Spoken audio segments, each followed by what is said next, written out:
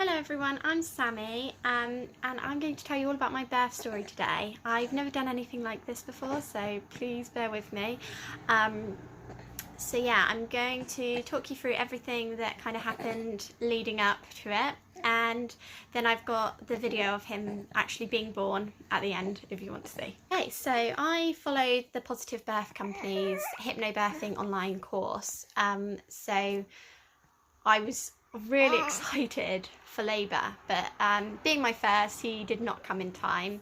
He was due on the 21st and it got to a week after, and my midwife was saying, do you think we should book for induction now? And I wanted him to come. I was so fed up and tired, so we booked it, but the minute I got home and told my partner, I broke my heart. It was not what I wanted. The thought of not being able to have a water birth, I was devastated, and in my head the date was booked, so that was what was happening. There was no way he was coming before that. But it got to the 29th of February, the leap year, and throughout my whole pregnancy everyone was telling me he's going to be born on the leap year, he's going to be a leap year baby, oh I guarantee that's when he's going to be born. And I hated it. I absolutely hated it. I did not want that to happen.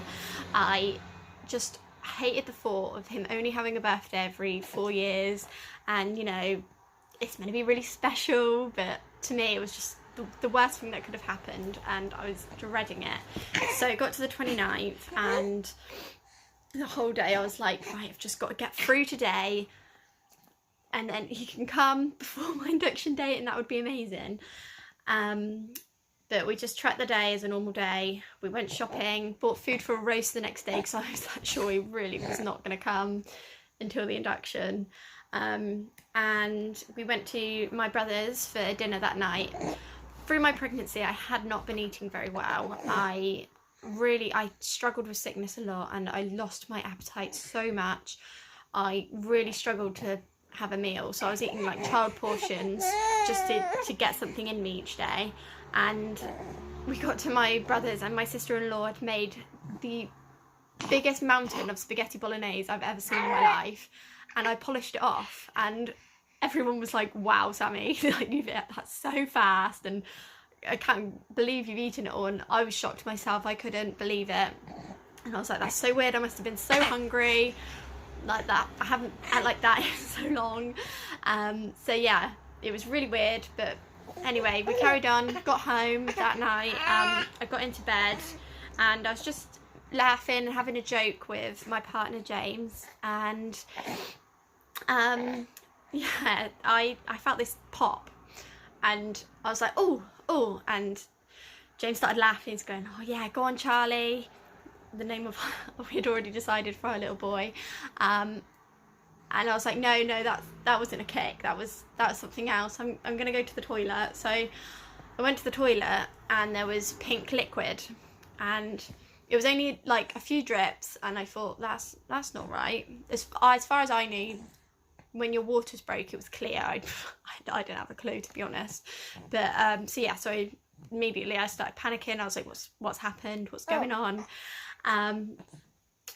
So yeah, I went back through to my partner and I said, I'm gonna ring the midwife a minute and see. So I called the triage line, and to my surprise, my actual midwife was on call that night and she was the one that answered. So I told her, and she said, no, that sounds like your waters have gone. Let's book you in for 9:30 in the morning and we'll see what's going on unless anything else progresses that night. So at this point it was only about 11:15. So I was like, yeah, no worries. See you in the morning. Got off the phone and contractions started, and my gosh, I was like, no, what's going on? This isn't contractions. And then, you know, it got more and more, and I was like, okay, it's definitely contractions. So I got my Freya wrap out, started timing them. I had already asked my sister-in-law, who's like my best friend, to be our second birth partner. So I messaged her. She's had 2 children already, so I was like, I think I'm having contractions, these are the times, blah blah blah. And she was like, that seems really close together already, that doesn't seem right, you sure? And I was like, yeah. She was like, right, just try and relax, go lie down, try and get some sleep, And I was like, okay, yeah, I'll try. So I got, because I'd only had a trickle, I got a towel and put it on the bed because I thought it's very likely more water is going to come. So put the towel on the bed, lied down, and then I was like, nope, no lying down for me. The contractions were just getting worse and worse and worse. And the Freya app was telling me to go to hospital already. And this was only an hour in. And I was like, there's no way. Everything I've read tells you, you know, you're going to labour at home for hours or days before you go into hospital. So I was like, no, like, nope, this isn't happening. I'm, you know, I've got a while yet. But so I kind of ignored the Freya app, carried on for a little while, and then it got to about, I think about 1:30, 1:30, and it was telling me to go to hospital again. So I was like, right, I'm gonna call the midwife, see what she says. Me and my partner had not got any sleep. Right, sorry about that.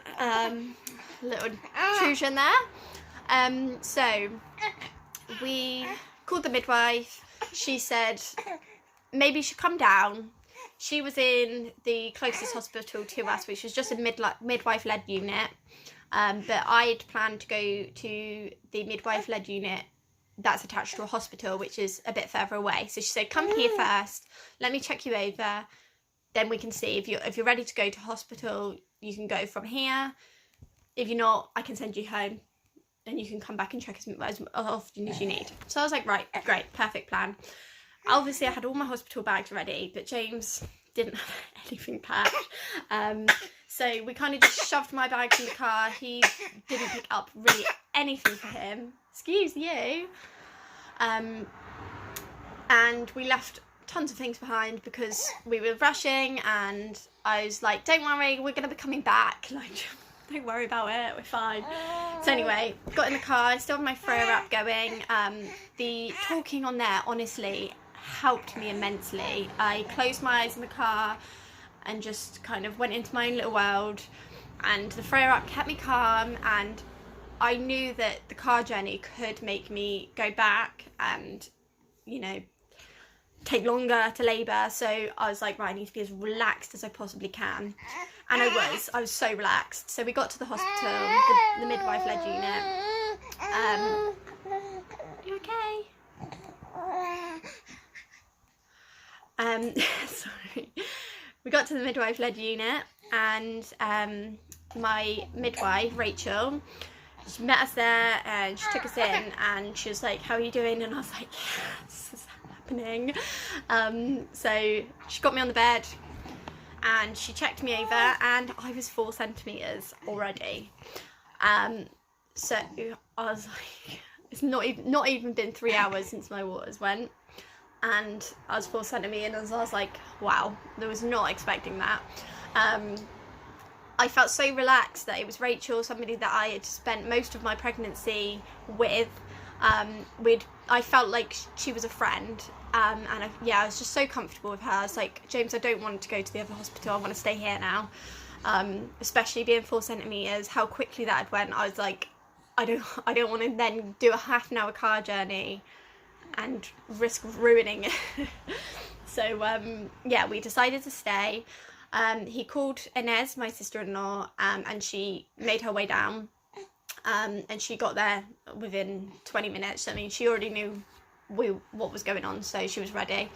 And when she arrived, my contractions were getting quite difficult to handle. So I said, can I have gas and air yet? And she was like, are you sure? Because the whole way through my pregnancy, I was like, don't want anything. I was like, at the most, I want gas and air, but double check before. So yeah, she was like, are you sure it's definitely what you want? And I was like, yeah, I'm ready for it. So she got the midwife to sort out the gas and air for me. And, you know, it was amazing. It made me feel like I was in another land, but it really did make me struggle to do the breathing techniques. I couldn't breathe the gas and air in and do the breathing techniques, and I kind of, looking back now, wish I never bothered with the gas and air. I don't think it really helped with the contractions. I think it just helped me feel like I was in another land. So yeah, I think in future maybe I'll try and not have gas in it next time, but who knows. Anyway, so it got to 4 a.m. and not a lot had happened. I was kind of just sat listening to my music playlist, breathing through, had my gas in air, and just, you know, riding it out. Then all of a sudden I felt like I was going to throw up. James grabbed the bowl, I think it was James, don't know. Somebody gave me a bowl and I filled it. Sorry, bit TMI, but it's going to carry on this way. So yeah, threw up so much, and it was all the bolognese from my dinner, which I think made everyone feel a bit wheezy. But yeah, I carried on being sick from then right through, which was really tough. I don't like being sick. I mean, who does? But I really do struggle with it. So it got to 6 a.m. and my midwife said it's time to check me over again. So she checked me and I was now 6 centimetres dilated. So I'd moved up 2 centimetres, and that felt amazing to me. I was so proud of myself. You know, the positive affirmations really helped me as well. So through it, you know, I was reminding myself, like, it's not only 2 centimetres, I'd achieved 2 centimetres in the last 4 hours. Like, I was so proud of that, and I was so much closer to meeting my little boy. So yeah, I just kept going with the positive affirmations in my head. To be honest, through my contractions I couldn't talk a lot past 6 a.m. so from that point I was really struggling to get any words out. I was, you know, either having gas in air or throwing up. So it wasn't pretty, but you know, it wasn't the worst thing in the world either. So yeah, one of the positive affirmations I loved the most was these contractions aren't stronger than me because they are me. And so much I'd say that to myself. I'd have back-to-back contractions a lot, so I'd be like, oh, it's done, and then I'd go again, and during that second one I'd really be like, oh, I can't do this, and then I'd be like, yes, Sammy, yes you can. They're not stronger than you, they are you. This is your body and you're about to meet your baby. And it got me through, it really did. So carried on that way. The midwife finally filled up the pool, and I got in, and honestly it was amazing. It really just helped me so much. Every time I had a contraction I would just put my head back, lie down, and my whole body would just float to the top of the water. And honestly, it was probably one of the most relaxing feelings I've ever had in my life. And I was in labour, but honestly, it really made me feel amazing. You know, it was amazing. So carried on like that.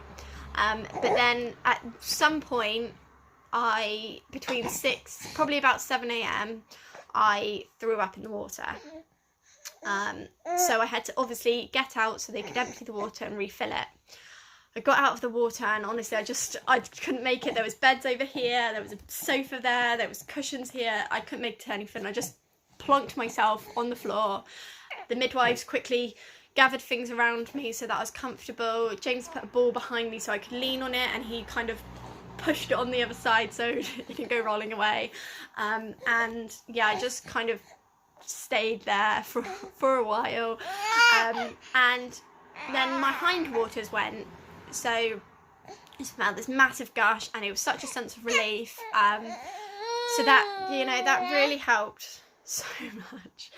And then I was kind of on all fours, on the floor still. I couldn't get myself up, and I pooped myself in front of the whole room. You know, my wonderful boyfriend, my sister-in-law, and 2 amazing midwives just stood and watched me as I shit myself everywhere. So that was yeah, that was something I've got to live with now for the rest of my life. But it's fine. So that happened, and then from there I was terrified that I was gonna do it again. and I thought I don't want to get back in the water because if I poo in the water I've got to get out again and it just felt like so much effort for me. So I was like, no, I'm just gonna stay right here on the floor. And sorry, somebody wanted to join in. So anyway, everyone was trying to talk me to get up, get in the water, and I couldn't. I was like, no. And Nez came right over to me because I was so embarrassed of James seeing me in that state. So I was like, Inez, I can't, like, what if I poo again? I was like, I can't. And she was like, Sammy, you want this water bath more than anything. As all you've talked about through your labour, through your pregnancy, you want this water bath. Now get up and get in that water. And I did. Finally got up. I got myself in. The midwives told me, you know, if you have to get out, you have to get out, but don't worry about it. Don't worry yourself over something like that. And yeah, so that was just after 8 o'clock that I finally got up. But just before that, my midwife was finishing her shift, Rachel, and I was begging her not to leave me. I was like, please, I need you. And the poor woman was like, Sammy, I can't. It's, you know, it's insurance purposes, and as soon as it hits 8 o'clock, I'm not insured to be here. Blah blah blah blah blah. So yeah, I was devastated that she wasn't going to be there. Yeah. But then the new midwife came in. Her name was Sophie, and I had met her before on a hypnobirthing kind of taster day. So I immediately felt absolutely fine again. I was like, okay, no, like, I know Sophie, she thinks exactly the same way as I do, and I feel amazing now that she's here. It's fine. Everything's going to be fine. So yeah, back in the water, and everyone thought, you know, I've still got a while to go. So yeah, it got to, must have been about nearly 9 o'clock. And James had been up obviously all night. This happened just before we were about to go to bed, so neither of us got any sleep. And the poor guy was exhausted and starving, so he decided he was going to go over to the other building which had a vending machine, and he was just going to get himself, you know, some crisps or something, something to eat. And the midwives went out of the room at the same time, so it was just me and Inez in there. And all of a sudden I was in the water and I was like, Inez, he's coming. I was like, I can feel his head, he's coming. And she was like, no, Sammy, you've got ages yet. And I was like, no, he's here, he's coming.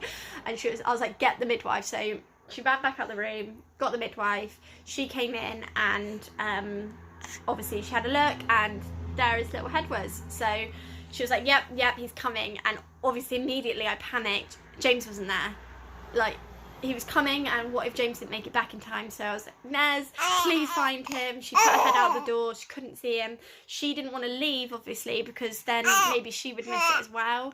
And it was just such a panic. But all of a sudden, the boy comes waltzing back through the door with his Pringles in hand, and you know, he made it. So that was the main thing.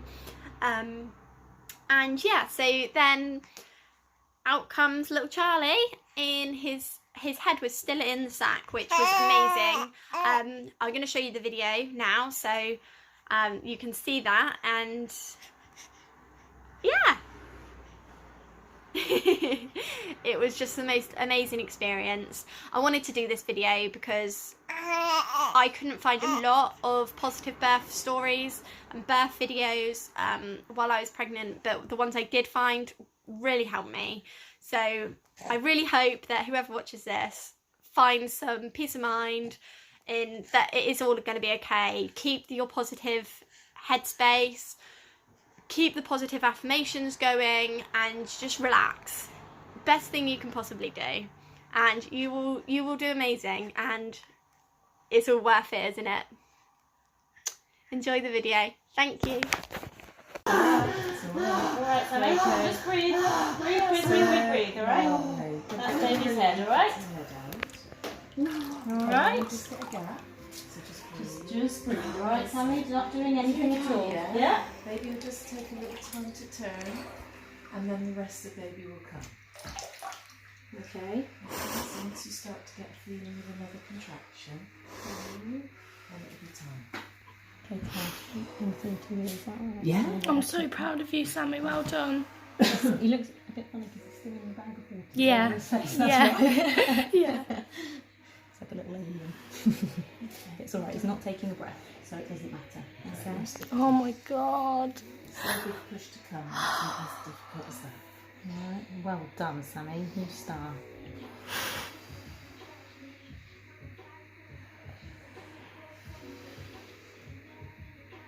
I can see his hair. We've got hair. Yeah.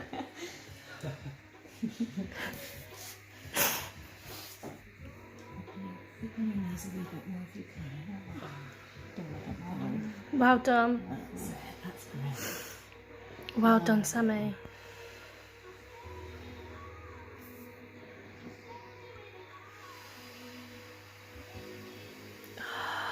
Well done. Alright. Well done. Comes. That's it. Big push. Big push. Keep it going, Sammy. Push, push. Hold it. Right. Put the breath in. Hold it and don't let the breath out. Push down. Right into the Go. Okay. Alright, he's coming through to you. He's coming to Katie if you lean back. You got him? No, hang on. Nope. He's too tight. So Alright, is that he's really tight. Okay. Oh my Pulled god. round you. Round there, that's why. Okay, Bubba. Alright. Okay, now. Sammy, sorry, you're going to have to do a bit of manoeuvring. You're going to have to lift your leg. Gymnastics. Alright? Just lift that leg. And get him around. There we go. Yeah. Right.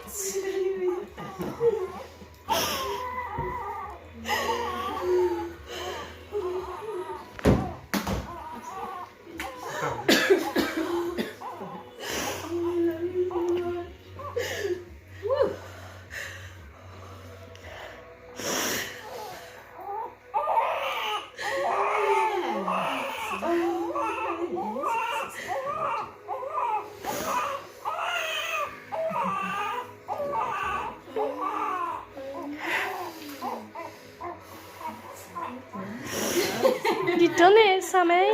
You done it. She wouldn't get back now. He's got it the worst possible time.